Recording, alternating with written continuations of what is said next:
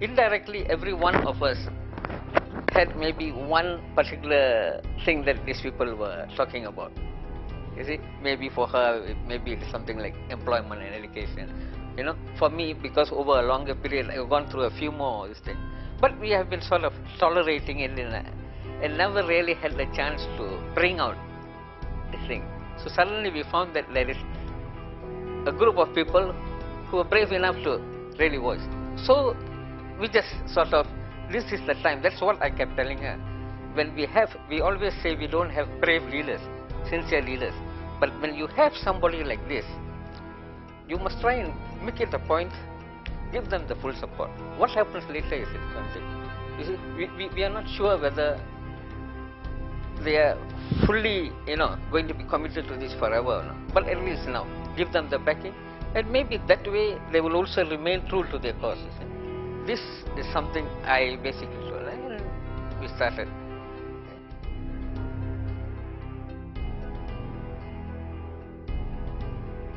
I think the lawsuit was a very clever method of gaining attention, but it was little more than that. It was such an outrageous claim that it forced attention to the cause as a whole. As a tool of publicity, I think it did its job, But really, at the end of the day, I don't think there's anyone dreaming of the 1 million coming soon. I don't think that's the case. One of the strategies appears to be from the very start for Hindraf is to get global sympathy. And I think for the very first time, Malaysian-Indian case, or the plight of the working class of Malaysian Tamils, has reached the ears of the world. I think this is the very first time. I think the reaction the international community is getting is more concentrated in the Indian communities worldwide, or the so-called Indian diaspora. For example, I know that the Tamil communities in Canada, in Britain, in Singapore and in Sri Lanka are watching this very closely, and of course, like not to mention Tamil Nadu of India. Even in India, this is the very first time. I was, as I said, in India recently, and everyone is asking me,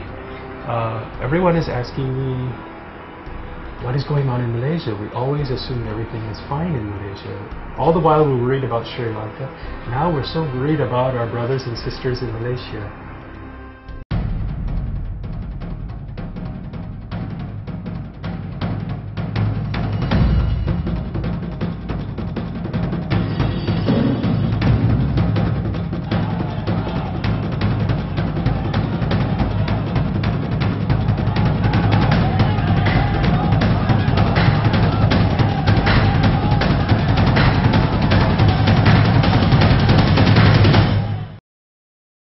Very proud event for me, and that's why my article says a proud day for Malaysian Indian. And that was the first day actually I felt proud of being a Malaysian Indian, and until today I'm still proud because of that, of participation and able to show your support. Why Hindraf was successful was because it managed to hit at the very core of the Indians in the country. It hit at where they were hurting. It hit at the lowest rung of the socio-economic community in the country. But I must say, Indian problem is also a Malaysian problem. Indian problem is also a national problem. It has everything to do with each and every Malaysian.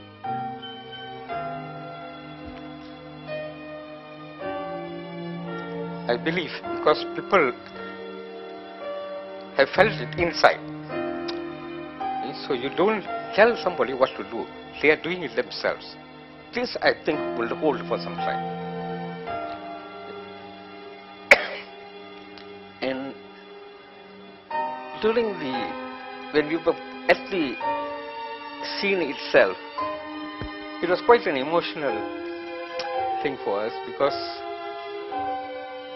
we have never come across any function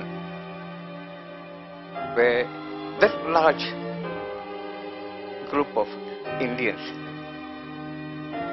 gathered at any one time.